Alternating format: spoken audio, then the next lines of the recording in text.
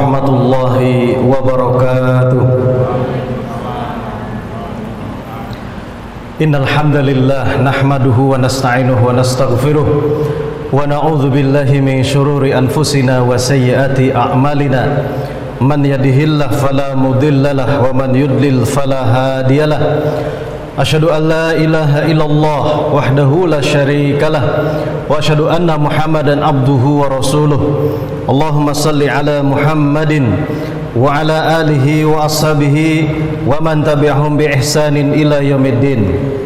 Ya ayyuhalladzina amanu taqullaha haqqa tuqatih wa la tamutunna illa wa antum muslimun. Amma ba'd. Qala Rasulullah sallallahu alaihi wasallam, kullu ummati yadkhulunal jannah illa man aba wa man ya'ba ya Rasulullah wa man ata'ani dakhalal jannah wa man asani faqad aba. Siapa kita? Siapa kita? Ah, ini sebelah kanan saya kurang terdengar suaranya. Siapa kita? Sahabat LC. Masya Allah. Sahabat LC, Bapak Ibu, rekan-rekan yang dimuliakan Allah Subhanahu wa taala, kita bersyukur karena sampai detik ini Allah masih memberikan terus kepada kita taufiknya berupa kemauan dan kemampuan di dalam melaksanakan ketaatan, melaksanakan amal soleh. Ini adalah benar-benar fadilah wa rahmah, karunia yang sangat agung dari Allah Subhanahu wa taala. Karena hakikatnya satu kebahagiaan bagi seorang hamba manakala ketika kita semuanya menjumpai di dalam hari baru kita diberikan kemudahan oleh Allah Subhanahu wa taala di dalam melaksanakan ibadah, ketaatan kepadanya. Ini adalah satu kebahagiaan, ini adalah satu prestasi yang besar di sisi Allah Subhanahu wa taala. Sahabat LC yang dimuliakan Allah Subhanahu wa taala, tema kita pada kesempatan SG di Kota Depok yang ke-10 yaitu tentang bagaimana kita mengenal 10 pembatal dari keislaman. Sehingga bagaimana dari pembatal-pembatal keislaman itu mari kita tinggalkan. Jangan sampai kita sebagai kaum muslimin malah melaksanakan ataupun mengamalkan apa yang menjadi pembatal di dalam keislaman kita. Kita berlindung kepada Allah Subhanahu wa taala. Baik. Kita akan membahas satu persatu teman-teman sekalian. Yang pertama adalah asyirku billah. Jadi poin pertama yang menyebabkan keislaman kita batal ya, ataupun syahadat kita batal, yaitu menyekutukan Allah Subhanahu wa taala. Asyirku billah. Dan dosa menyekutukan Allah Subhanahu wa taala ataupun syirik kepada Allah Subhanahu wa taala ketika dibawa mati, teman-teman sekalian, ini akan menyebabkan pelakunya abadan, selama-lamanya akan berada di dalam neraka. Ini selama-lamanya ketika membawa dosa kesyirikan ketika mati. Jadi keyakinan kesyirikan belum ditaubati kepada Allah Subhanahu wa taala, ya, keburu wafat, ini menyebabkan seseorang ya abadan, abadi, ya, berada di dalam neraka, wal iyadzubillah.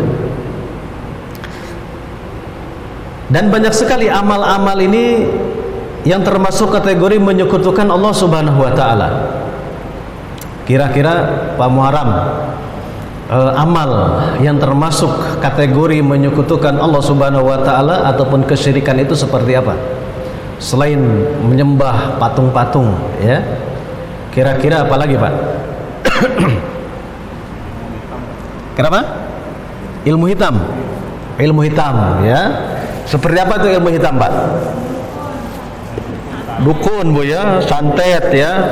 Masya Allah. Terus apa lagi, Pak?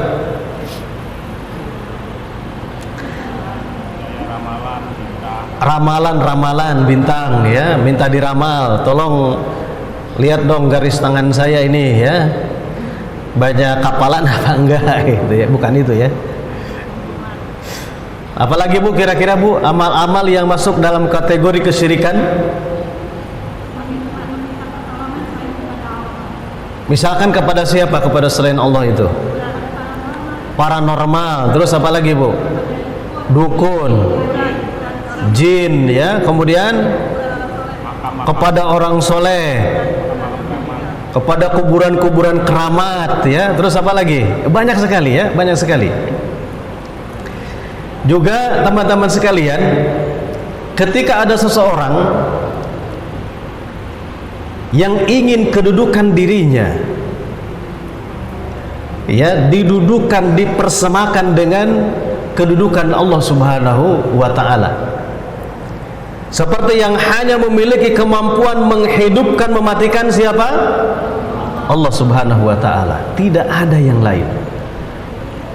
Nabi Isa alaihissalam saja diberikan mukjizat, ya, oleh Allah Subhanahu wa ta'ala bisa menghidupkan yang mati.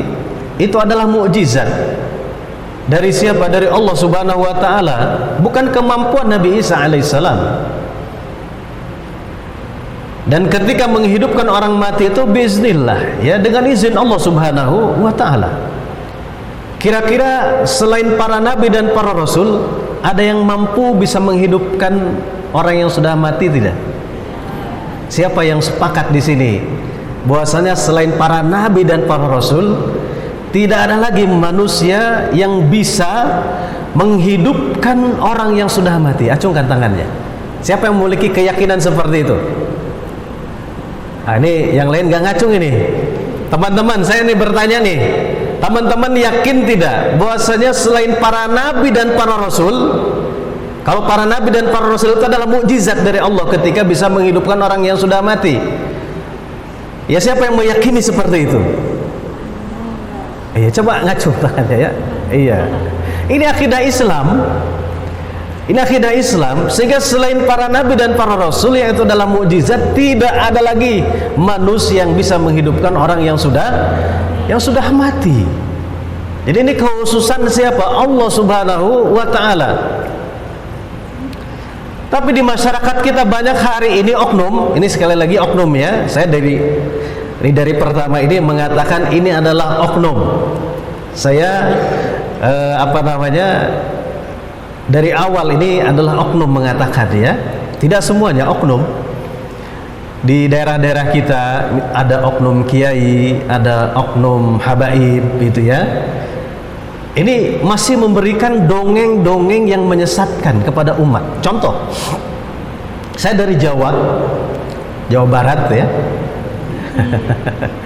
Jawa Barat ini terkenal banyak mistisnya, Pak. Apalagi di daerah saya di Jampang Kulon, ya, Surade. Jadi saya ini orang selatan ini, hati-hati, ya.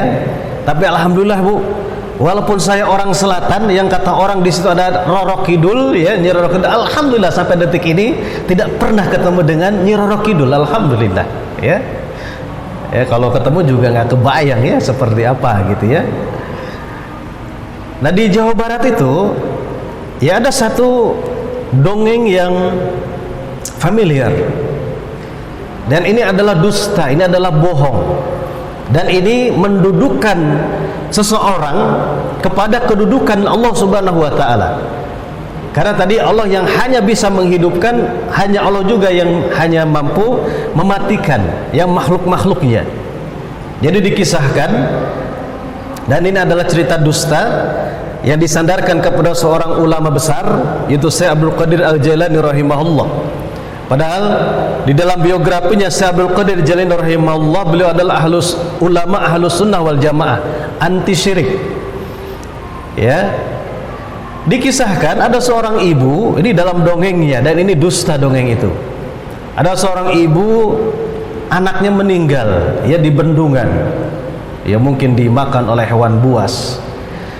Kemudian dia tidak terima, sang ibu ini, sehingga mengadu kepada Syekh Abdul Qadir Jailani.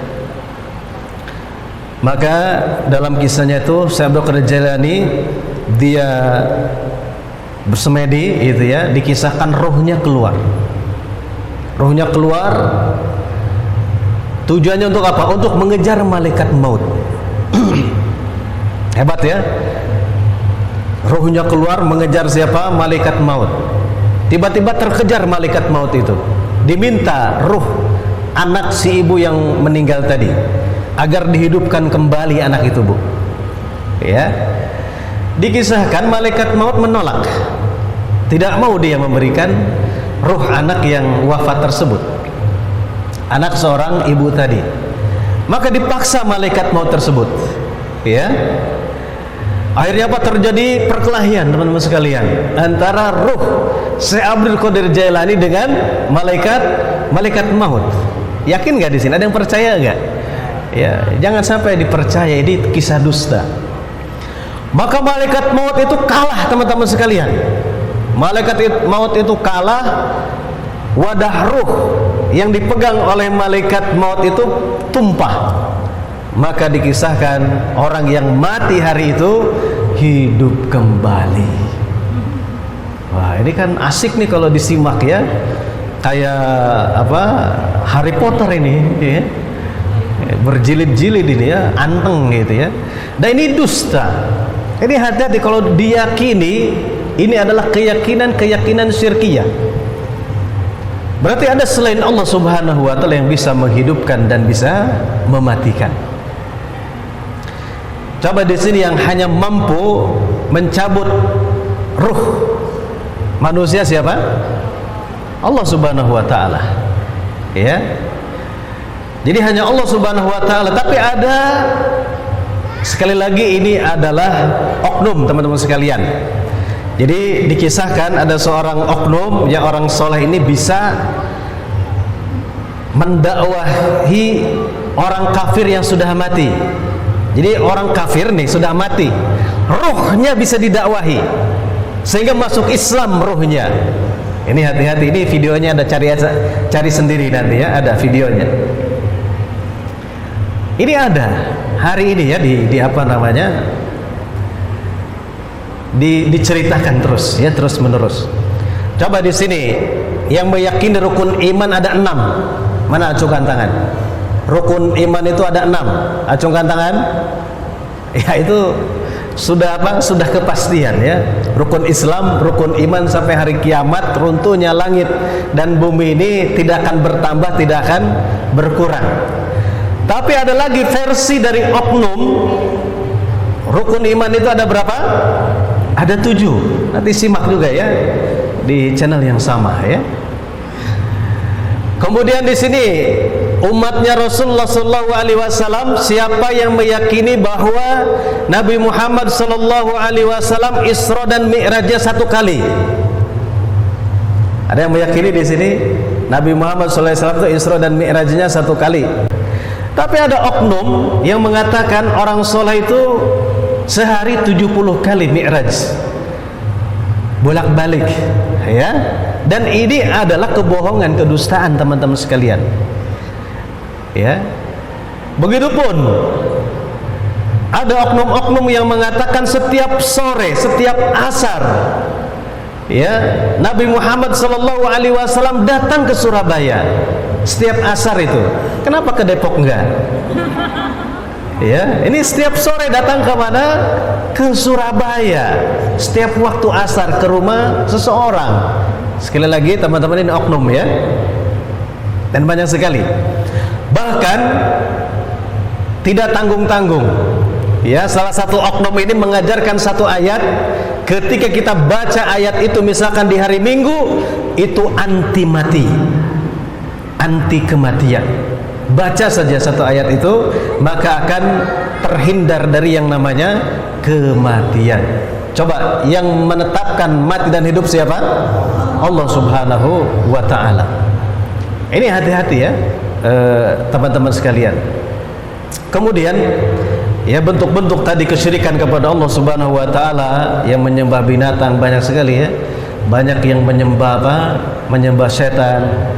Tadi ya ibu mengatakan ada orang yang menyembah orang yang sudah mati, yang meminta kepada orang yang sudah mati, kemudian menyembah sujud kepada kuburan. Ini ada ya, ini ada banyak sekali. Hari ini pun masih ada yang mengamalkan.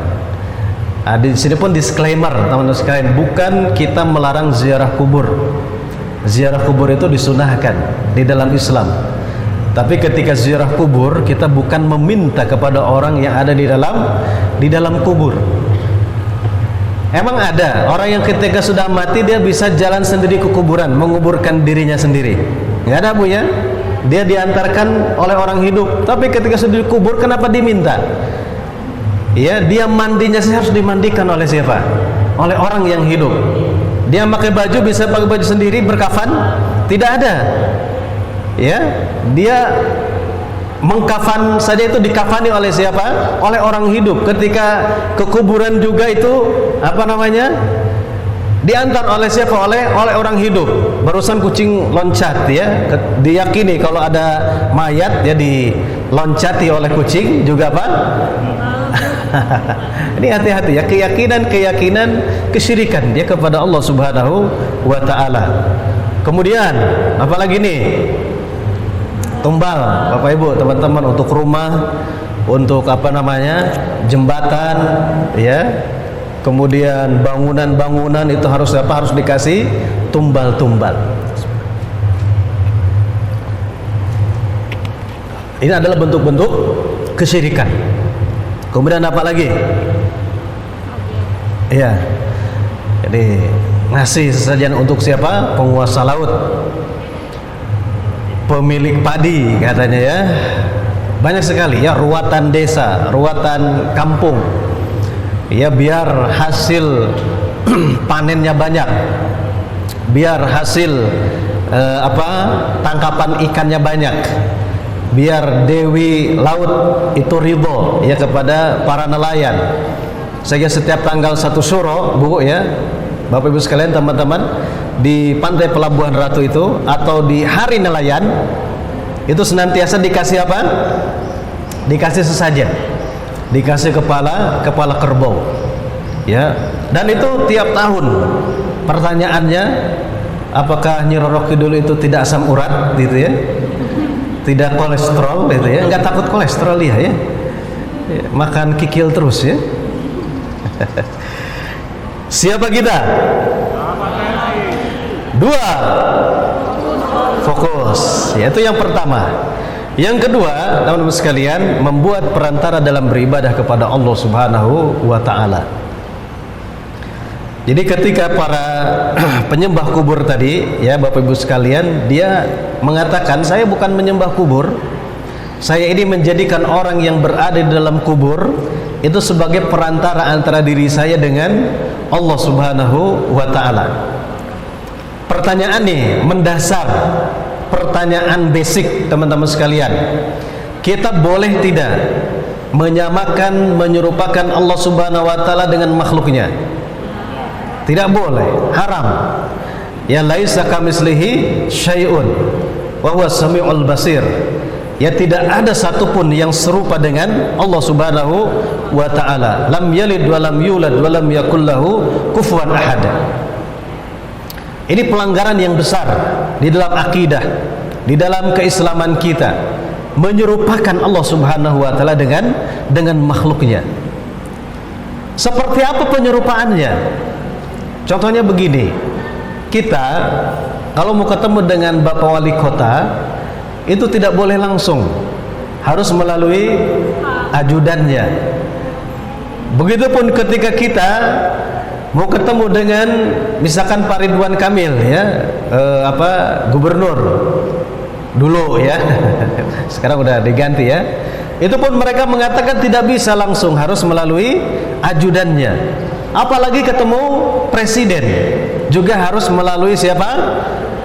Ajudannya. Nah, kata mereka, begitupun ketika kita akan berdoa kepada Allah Subhanahu wa taala, tidak bisa langsung, harus melalui siapa?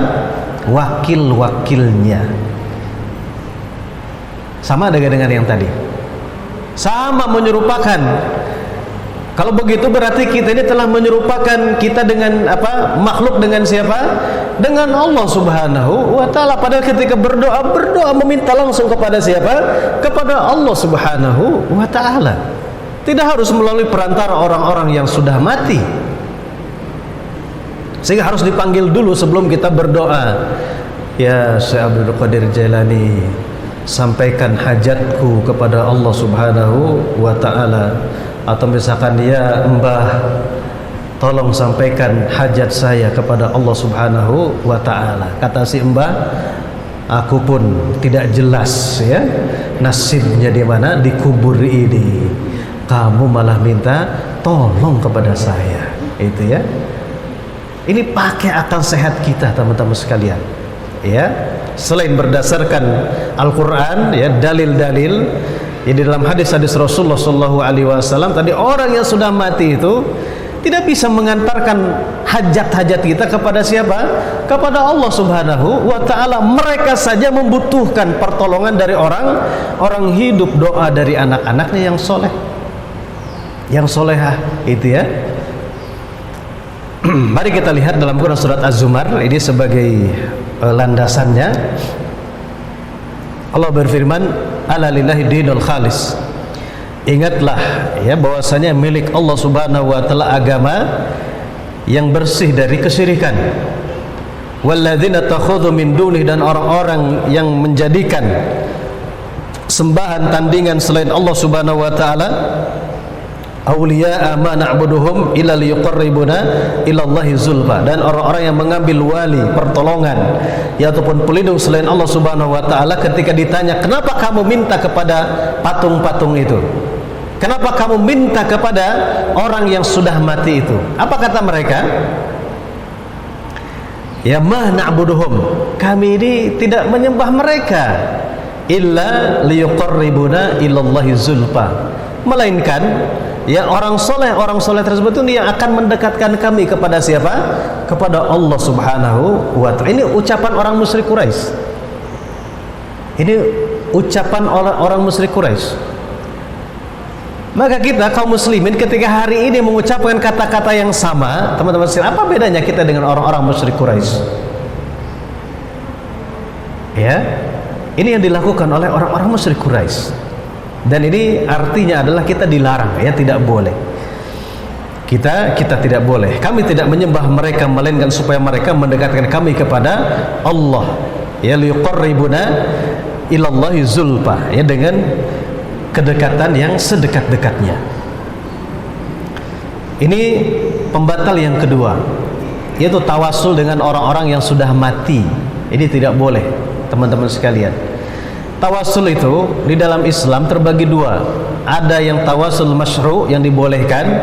Ada yang tawasul yang haram, bahkan bisa masuk ke dalam kategori kesyirikan kepada Allah Subhanahu wa ta'ala. Tawasul yang boleh, kita tawasul dengan apa? Dengan nama-nama dan sifat-sifat Allah Subhanahu wa ta'ala. Walillahil asmaul husna fad'uhu biha. Allah memiliki nama-nama yang baik, asmaul husna. Maka berdoalah dengan apa? Dengan asmaul husna. Tawasul dengan asmaul husna. Kita mau apa coba? Kita mau apa? Rizki.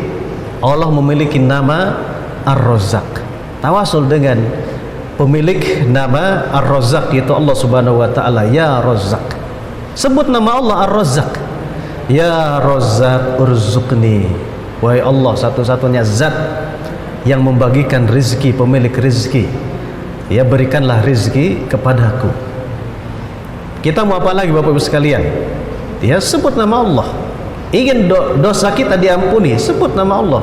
Ya, ya Ghaffar, ya Ghafur, ya Tawwab, ya Ighfirli.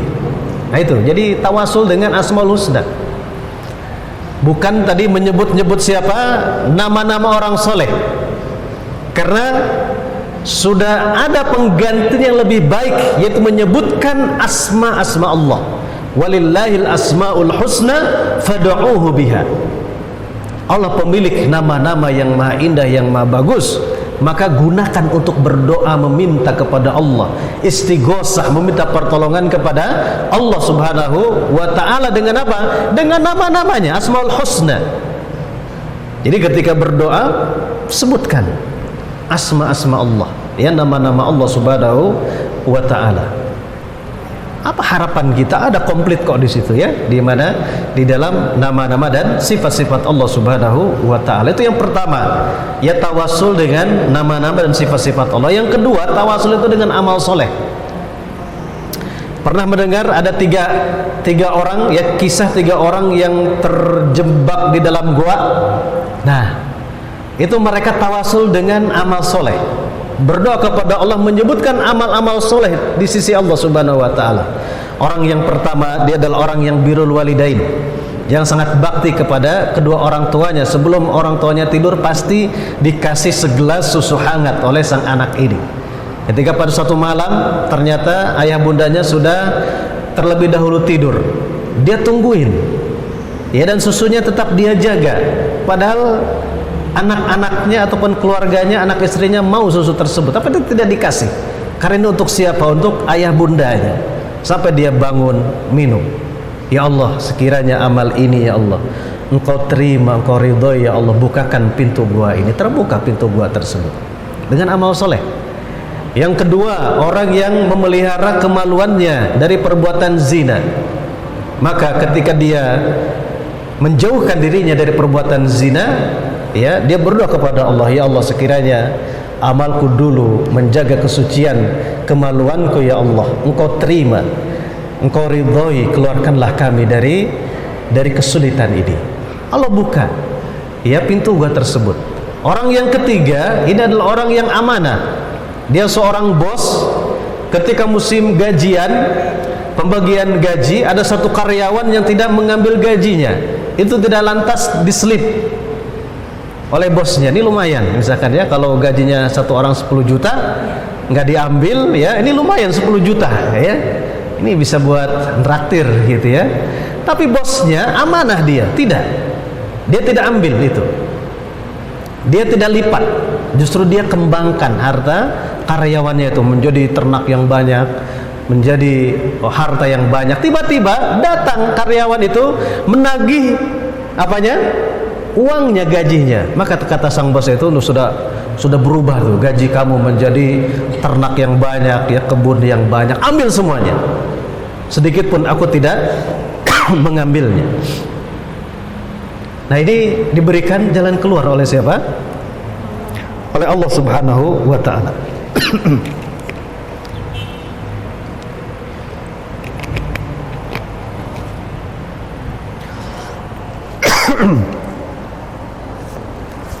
Satu, dua. Baik. Yang ketiga, teman-teman, pembatal keislaman adalah tidak mengkafirkan orang kafir. Ini qadarullah, suaranya agak bagus ya. Qul ya ayyuhal kafirun. Wahai orang-orang kafir. Apakah ayat ini terlalu keras, teman-teman? Keras tidak? Intoleran tidak? Kalau keras, siapa yang berani untuk mengganti ayat ini? Ada tidak? Siapa yang berani yang mau mengganti? Ya, satu kalimat saja, al-kafirun. Ya, jangankan satu kalimat, dihilangkan satu huruf saja, itu cukup kita sudah keluar dari Islam. Satu huruf saja berani merubah dari ayat-ayat Allah Subhanahu wa ta'ala, kita terlempar dari Islam, teman-teman sekalian. Jadi siapa yang telah ditentukan atau telah disebut orang-orang kafir itu ya oleh Allah Subhanahu wa ta'ala. Baik, coba baca bersama-sama ayat sama artinya. 1, 2, 3. Lam yakunil ladzina. Baik, 1, 2, 3.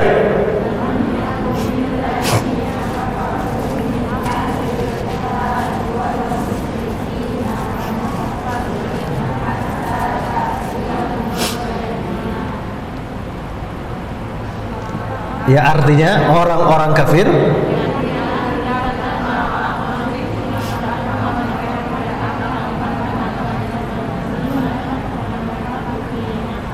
ya. Kita lanjutkan. 1, 2, 3.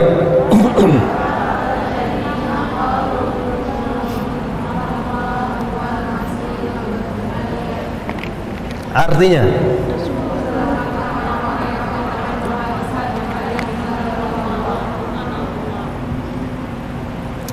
jadi berdasarkan Quran Surat Al-Maidah ayat 17 ini, siapa saja yang mengatakan bahwa Nabi Isa itu adalah anak Tuhan, itu adalah orang kafir. Setuju nggak dengan ayat ini? Atau ayat ini harus direvisi? Ya, kalau direvisi ya tadi keluar dari Islam, teman-teman sekalian. Jadi ya di poin yang ketiga ini yang disebutkan oleh Al-Quran, oleh Allah itu adalah kekufuran, itu adalah kesyirikan, maka kita pun harus mengatakan itu adalah kekufuran, itu kesyirikan. Nah, kalau kita berani meralat, nah ini kita keluar dari Islam. Ya. Selanjutnya nah, ini di dalam sabda ya Rasulullah sallallahu alaihi wasallam, waladzi nafsu Muhammadin biyadih, demi Allah Subhanahu wa taala yang menggenggam diri Muhammad sallallahu alaihi wasallam, la yasma'u bi ahadun min hadhil ummah, ya tidak seorang pun dari umat ini yang mendengar seruanku, ya sabda Nabi, Yahudiyun wala Nasraniyun, baik Yahudi ataupun Nasrani, thumma yamutu wa lam yu'min billadzi ursiltu bihi la akana min ashabinar. Ini bangsa Yahudi, bangsa Nasrani, mereka ketika sudah mendengar tentang diutusnya Nabi Muhammad sallallahu alaihi wasallam, tapi tidak mengikuti siapa? Nabi Muhammad sallallahu alaihi wasallam, maka sabda Nabi sallallahu alaihi wasallam, illa kana min ashabinar. Ya, karena mereka mengingkari, kufur ataupun tadi kafir ya kepada Nabi Muhammad sallallahu alaihi wasallam. Jadi akidah, ini berbicara akidah. Tapi ketika Bapak Ibu teman-teman punya tetangga yang non muslim, ya kita juga tidak boleh dasar kamu kafir ya. Tidak boleh gitu juga, ya tetap ada akhlak.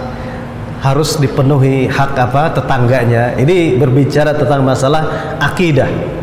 Ya, tapi muamalah kita harus baik dengan siapa? Dengan orang-orang non-Islam. Ini berbicara akidah ya. Kemudian di dalam Quran surat Al-Baqarah Allah Subhanahu wa taala berfirman ayat 120, walan tardu ankal yahudu walan nasara hatta tattabi'a millatahum. Orang-orang Yahudi, orang-orang Nasrani tidak akan senang kepada kalian sampai kalian mengikuti millah, agama mereka.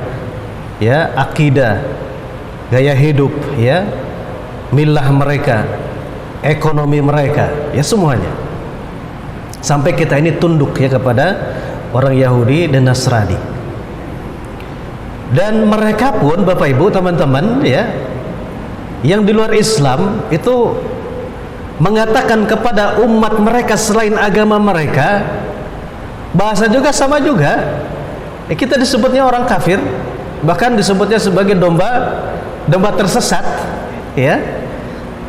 Jadi ya di kitab-kitab mereka ya, jadi umat di luar mereka pun sama disebut sebagai orang kafir dari agama mereka, maksudnya ya, seperti itu. Itu yang keberapa? Yang ketiga. Kemudian yang keempat, yang menyebabkan batal keislaman kita, itu orang yang meyakini bahwa ada petunjuk yang lebih baik daripada petunjuk Nabi Muhammad sallallahu alaihi wasallam. Juga ada yang meyakini ada hukum yang lebih baik daripada hukum yang telah dibawa oleh Nabi Muhammad sallallahu alaihi wasallam. Dan dalam keyakinan kita ya, hukum ataupun ajaran petunjuk yang lebih baik itu yang telah dibawa oleh siapa? Nabi Muhammad sallallahu alaihi wasallam. Ini sebagai buktinya ataupun sebagai dalilnya teman-teman sekalian, dalam Quran surat Al-Hasr ayat yang ke-7, wa ma atakumur rasul fakhudhuhu, apa yang telah dibawa datang oleh Rasul maka ambil itu. Ambil, kita jadikan sebagai pedoman, petunjuk ya, akidah di dalam kehidupan kita. Wa ma nahakum anhu fantahu, dan apa-apa yang dilarang, dicegah, yang dibenci oleh Nabi ya, oleh Rasul, maka kita pun harus apa? Harus tinggal, harus meninggalkannya. Ya. Wattaqullah, dan bertakwalah kalian kepada Allah, innallaha syadidul iqab. Sesungguhnya Allah Subhanahu wa taala pemilik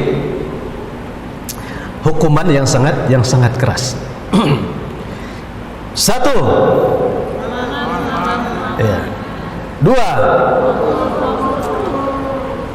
Begitupun dalam firman Allah Subhanahu wa taala yang lainnya, inil hukmu illa lillah. Menetapkan hukum itu hanyalah hak Allah Subhanahu wa taala.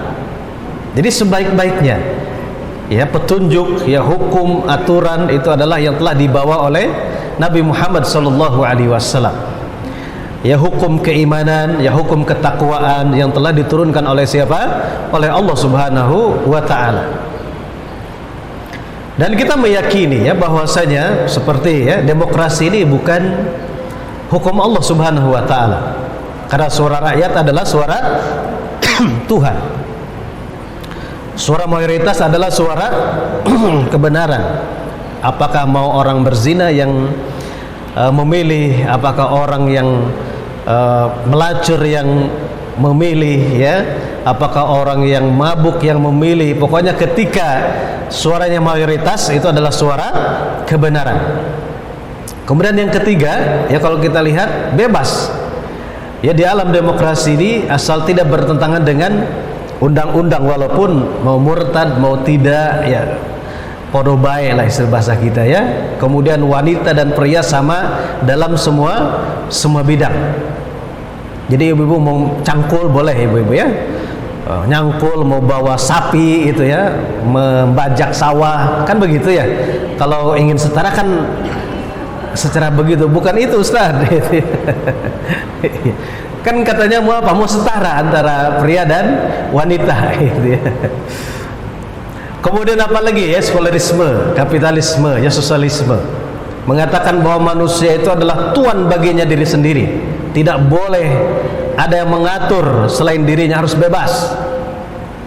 Karena dalam Islam ya, dari kalimat Islam sendiri itu tadi adalah istislam, taslim. Kita menyerah diri kepada siapa? Kepada Allah. Berarti ketika seorang sudah berlabel dia seorang muslim ataupun muslimah, maka dia harus siap untuk diatur oleh aturan-aturan Islam, oleh hukum-hukum Allah Subhanahu wa taala.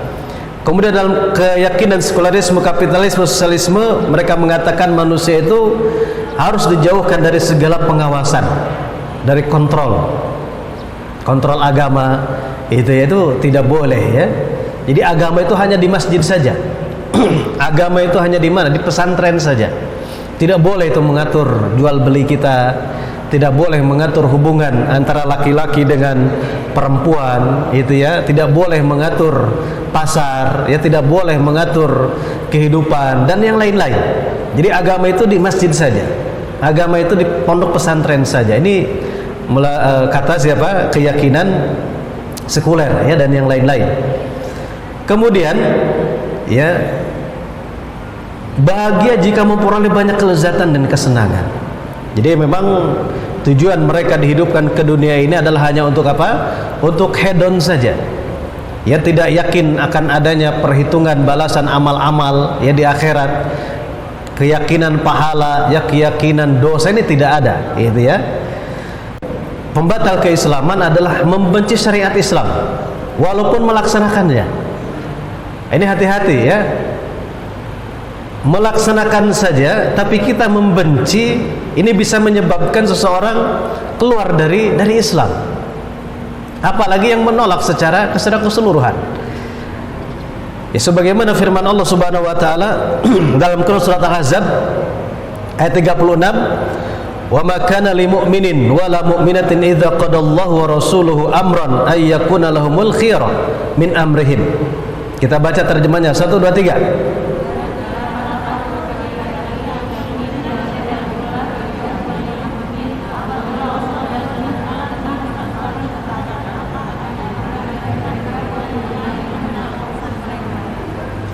Iya.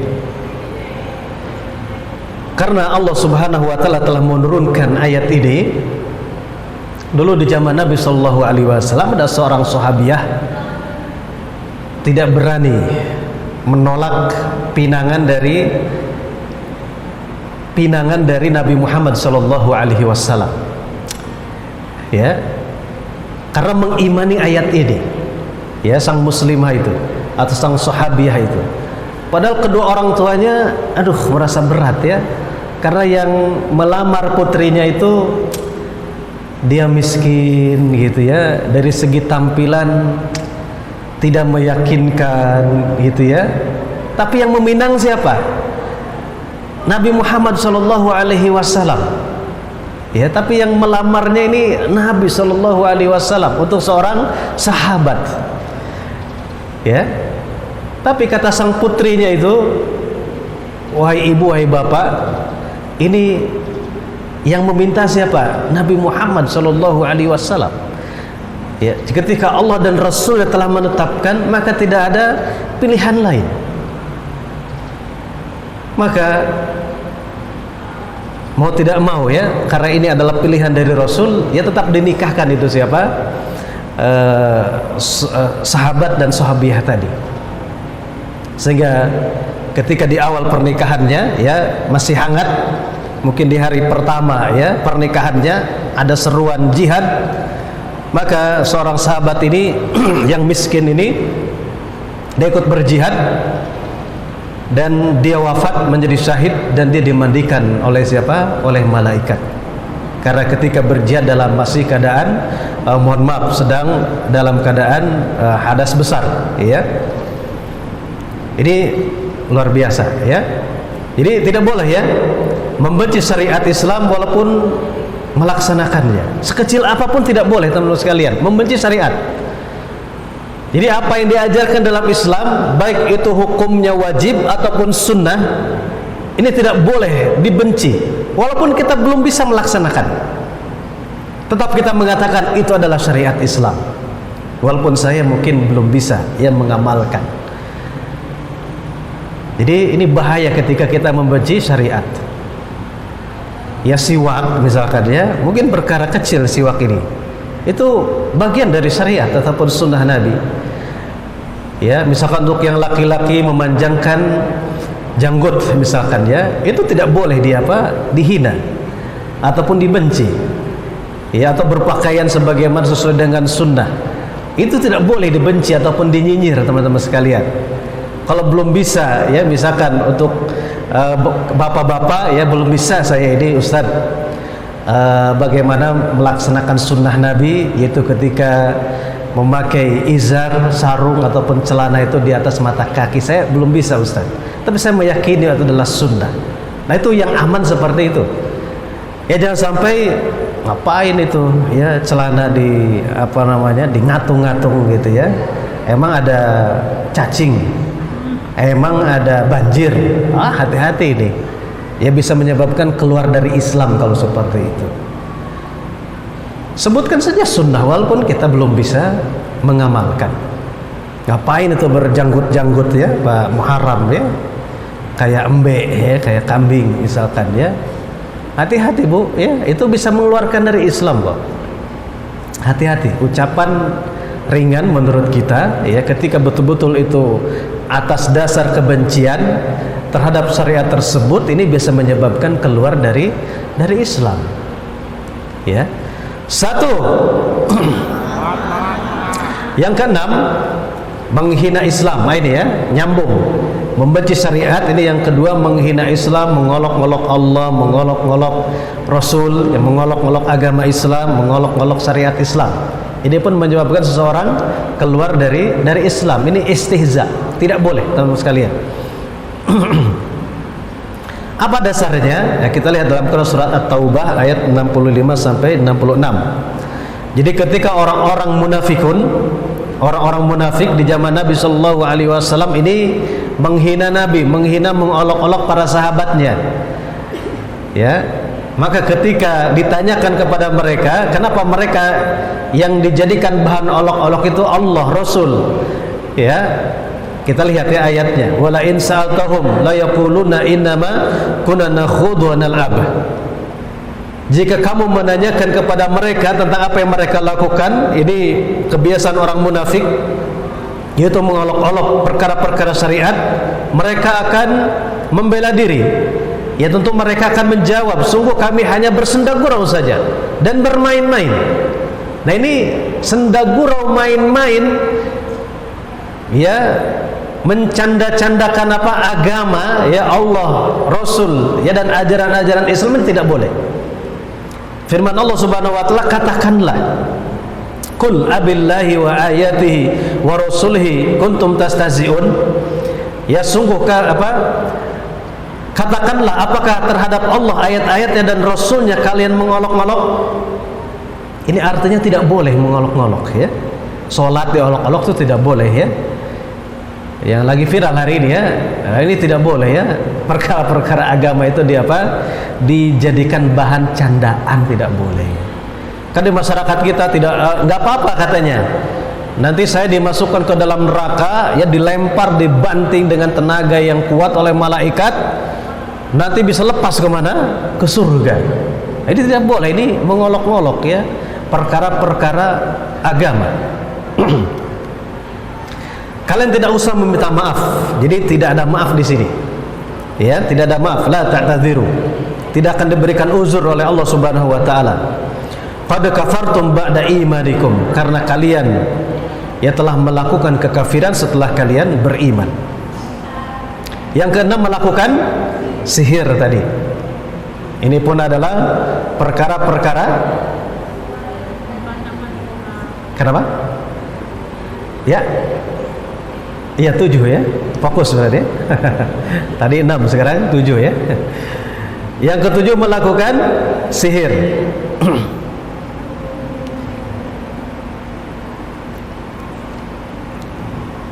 Ini dalilnya teman-teman sekalian, Al-Baqarah ayat 102. Wa ma kafara Sulaiman walakinna syayatina kafaru yu'allimuna nas-sihr.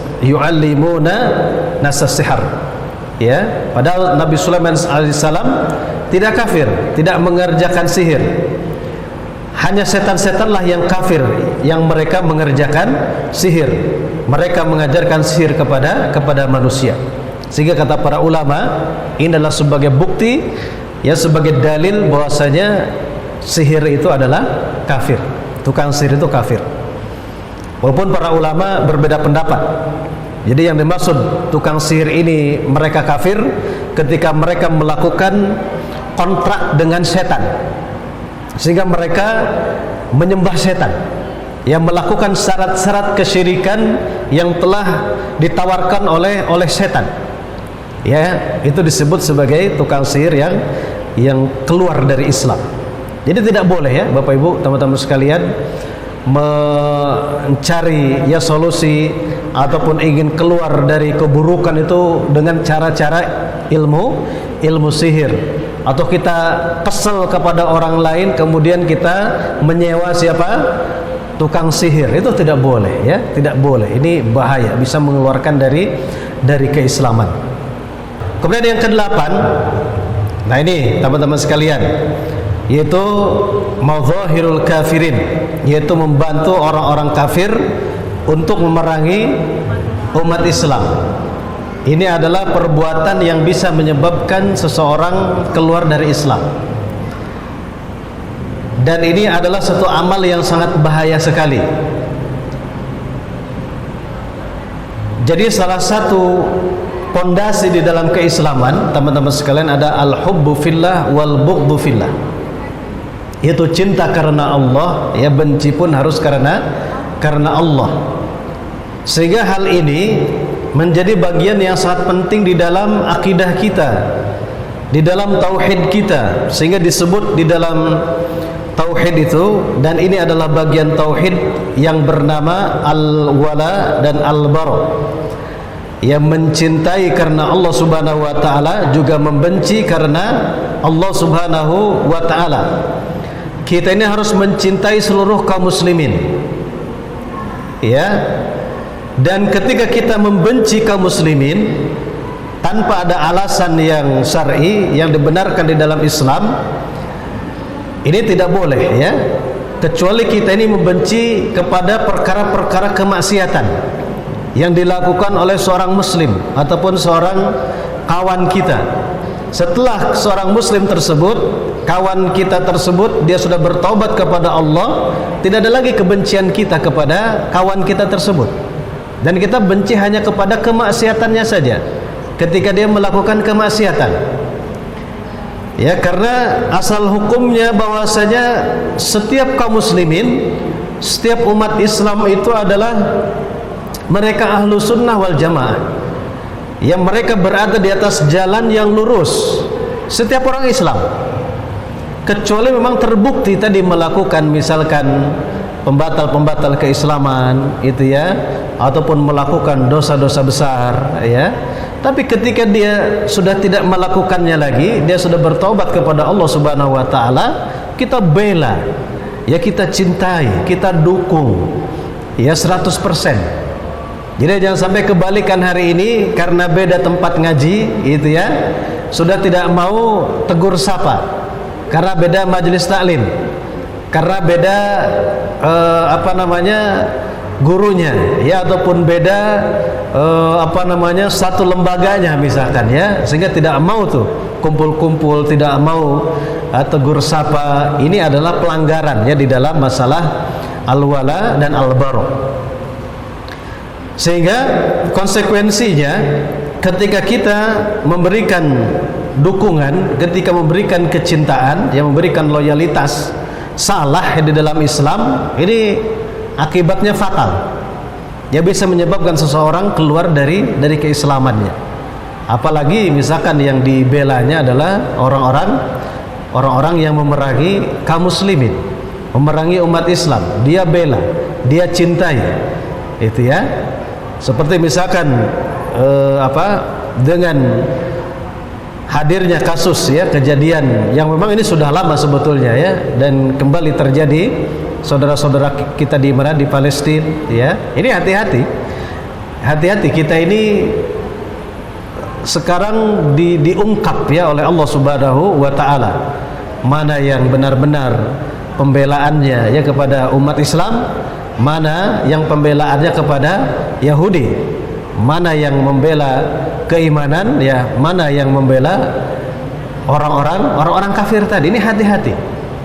Apalagi misalkan memberikan label-label yang buruk kepada siapa? Kepada kaum muslimin yang ada di sana ataupun di negeri manapun. Ini tidak boleh, ya, dilarang di dalam Islam. Ia melemahkan semangat perjuangan siapa? Kaum muslimin yang ada di Palestina, ya, khususnya di negeri manapun secara umum. Ini tidak boleh, ya. Ini akan ada konsekuensinya nanti di mana? Di akhirat, ya, akan dipertanggungjawabkan oleh Allah Subhanahu wa taala. Dan orang-orang munafik, teman-teman sekalian, memiliki satu karakter. Mereka itu susah, ya, melihat kaum muslimin mendapatkan kemenangan. Mereka susah, sedih ketika umat Islam ini bersatu, ketika umat Islam ini meraih kemenangan. Mereka sedih. Justru mereka akan gembira, akan bahagia, ya, ketika umat Islam ini kalah. Ini hati-hati, ya, ketika ada orang yang ngasih testimoni ataupun mereka berkomentar ketika umat Islam bersatu, ketika umat Islam meraih kemenangan, justru mereka menghina ataupun mencacinya, ya, ketika itu mereka mengatasnamakan Islam, itu mereka adalah orang-orang munafik. Dan sebetulnya itu sudah keluar dari apa? Dari Islam. Sebetulnya sudah keluar dari Islam. Karena orang munafik itu adalah orang-orang yang menyembunyikan kekafirannya di dalam dirinya, tapi mereka menghiasi, ya, memoles tampilan zohirnya ataupun lahiriahnya dengan tampilan-tampilan ornamen-ornamen keislaman. Padahal dia benci kepada Islam. Dia benci ketika umat Islam ini meraih kemenangan. Nah, sebetulnya itu dia sudah apa? Sudah keluar dari Islam. Jadi hati-hati, ya, tidak boleh kita membantu orang-orang musuh-musuh Islam, ya, untuk memerangi kaum muslimin. Sebagaimana firman Allah Subhanahu wa taala, ya ayyuhalladzina amanu la tattakhidhul ladzina takhadhu dinakum huzwa wa la'iba minal ladzina utul kitaba min qablikum wal kuffara awliya wattaqullaha in kuntum mu'minin. Artinya mari kita baca bersama-sama, 1 2 3.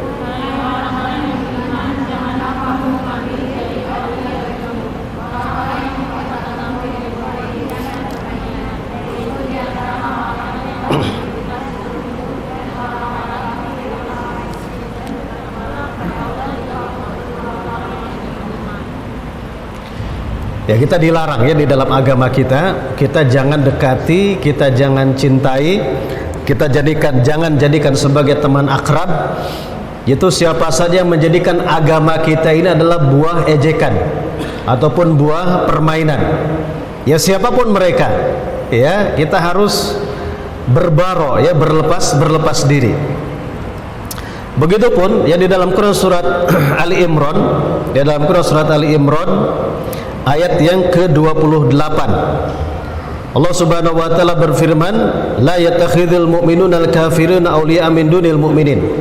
Ya, tidak boleh ataupun dilarang orang-orang beriman itu menjadikan orang-orang kafir itu sebagai apa? Sebagai teman dekat, ya, sebagai aulia min dunil mu'minin. Selain apa? Selain orang-orang yang beriman. Ya, karena mudaratnya banyak sekali ketika mencintai simbol-simbol ataupun apalagi keyakinan kekafiran. Ya, jadi hari ini teman-teman sekalian, kita sering dibenturkan ya ketika kita berpegang teguh dengan akidah kita disebut sebagai orang yang intoleran. Ini jelas ungkapan ya ataupun pendapat dari orang-orang yang tidak memahami Islam. Padahal Islam ini sudah jauh-jauh hari ya 14 abad yang silam telah mengajarkan yang namanya toleransi. Jadi hanya umat Islamnya saja yang tidak mau menggali ya kemurnian ataupun keindahan dari ajaran-ajaran Islam. Seperti misalkan ya dalam sabda Rasulullah SAW, la tasubul amwat. Janganlah kalian menghina mencaci maki orang yang sudah mati. Coba lihat, orang yang sudah mati saja ini tidak boleh dicaci maki, apalagi orang yang sudah hidup, apalagi sesama muslim. Ya, tidak boleh saling mencaci maki. Ya, tapi ketika untuk urusan akidah ini memang tidak boleh dicampur adukan ya antara keyakinan Islam dengan keyakinan yang lain. Ya, dan orang-orang di luar Islam pun itu tidak membutuhkan ya kita ini memuji-muji akidah mereka. Mereka tidak membutuhkan. Itu hanya kegeeran dan kelemahan akidah keyakinan kita saja. Ya, seperti misalkan besok tanggal 25 Desember ya. Itu umat Kristen itu tidak membutuhkan kita ini mengucapkan selamat hari Natal gitu ya. Mereka tidak membutuhkan ucapan dari siapa? Dari kita sebagai kaum muslimin. Coba tanya ya. Tapi kenapa kita ini selalu diadu domba, selalu dikasih label intoleransi karena kita ini melarang ya, tidak boleh. Padahal ini sudah menjadi fatwa MUI, tidak boleh orang Islam itu mengucapkan seperti itu ya. Karena coba tanya orang siapa yang merayakan, tidak membutuhkan ucapan dari kita, tidak membutuhkan. Cuman kita aja yang sok-sokan ingin disebut sebagai orang yang toleran ya. Nah, kita Islam punya punya batasan. Kita punya muamalah yang harus baik dengan siapa? Dengan saudara kita yang non muslim. Tapi ya jangan atas nama toleransi kita harus meruntuhkan ya, menghancurkan akidah kita sendiri. Jangan. Ya, tidak boleh. Dan bukan berarti ketika kita berpegang teguh kepada akidah kita disebut sebagai orang yang radikal ataupun yang intoleran. Ya, kita harus berbuat baik ya kepada siapa? Sesama sebangsa dan setanah air yang berbeda keyakinan, ya berbeda akidah. Kita harus berakhlak yang baik dengan mereka, berkata-kata baik dengan mereka, bermuamalah yang baik dengan mereka. Tapi ketika sudah berbicara akidah, ini tidak bisa dicampur adukan. Dan semuanya pun meyakini seperti itu. Jadi kita jangan ikut-ikutan latah ya umat Islam. Apalagi ikut-ikut, aduh saya takut disebut eksklusif misalkan ya, takut dituduh ini, dituduh itu, sebetulnya ciri kelemahan jiwa. Ya, kelemahan jiwa atau kelebayan kita saja teman-teman sekalian ya. Baik, selanjutnya begitupun firman Allah Subhanahu wa taala, kita harus meyakini ya, dalam Quran surat Saba ayat 28, wa ma arsalnaka illa kafatan linnasi basyiran wa nadhira walakin aktsara nasi la ya'lamun. Bahwasanya Nabi Muhammad sallallahu alaihi wasallam itu diutus untuk seluruh manusia, kafatan linnas, sebagai pembawa berita gembira dan sebagai pemberi peringatan. Dan Nabi Musa alaihissalam sekiranya hidup hari ini, ya, sabda Nabi Muhammad SAW pasti akan mengikuti ajaran Nabi Muhammad SAW. Ini dalam hadis riwayat Muslim. Wallahi, demi Allah, ya, lau anna Musa hayyan, sekiranya saudaraku Nabi Musa hidup hari ini, ya, lama wasi'ahu illa tibai, ya, maka pasti tidak ada kelulusan baginya kecuali Nabi Musa alaihissalam mengikuti ajaran-ajaran Nabi Muhammad sallallahu alaihi wasallam. Tahu tidak ya, kenapa hadis ini asbabul wurudnya, kenapa hadis ini muncul?